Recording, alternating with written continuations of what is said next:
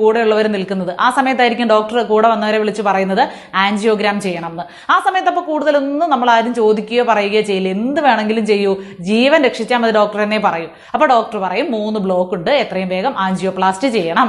ഒരു ബ്ലോക്കിന് 60,000 വെച്ച് 1,80,000 രൂപയാവും. അത് പെട്ടെന്ന് തന്നെ അടയ്ക്കണം എന്ന് പറയും. അത് സംബന്ധിച്ച് പുറത്ത് വന്ന് കടം വാങ്ങിയോ പണയം വെച്ചോ ഒക്കെ നമ്മൾ കാശടയ്ക്കും. ഒരു രോഗിയോ അവരുടെ ബന്ധുക്കളോ ആൻജിയോഗ്രാമിന്റെയും ആൻജിയോപ്ലാസ്റ്റിയുടെയും CD ചോദിക്കില്ല എന്നുള്ളതാണ്. ആശുപത്രിക്കാർ തരുന്നുമില്ല. നേരത്തെ പറഞ്ഞല്ലോ 3 ബ്ലോക്ക് ഉണ്ടെന്നും അത് നീക്കിയെന്നും. ബ്ലോക്ക് നീക്കാൻ സ്റ്റെന്റ് ആണ് ഉപയോഗിക്കുന്നത്. ഇതിന് നമ്മുടെ രാജ്യത്ത് 7,000 രൂപ മുതൽ 30,000 രൂപ വരെയാണ് വില. ഏത് സ്റ്റെന്റ് ആണ് ഉപയോഗിക്കുന്നതെന്ന് ആരും തിരക്കുന്നില്ല. ഏതാണ് ഉപയോഗിച്ചതെന്ന് ആശുപത്രിക്കാർ നിങ്ങളോട് പറയത്തുമില്ല.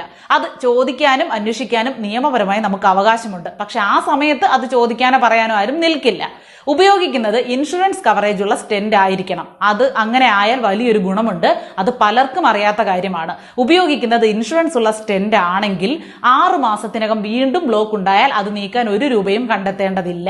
1 വർഷത്തിനുള്ളിൽ ഹൃദയ ശസ്ത്രക്രിയ വേണ്ടി വന്നാൽ പോലും അതിനും 1 പൈസയും ചെലവഴിക്കേണ്ടതില്ല.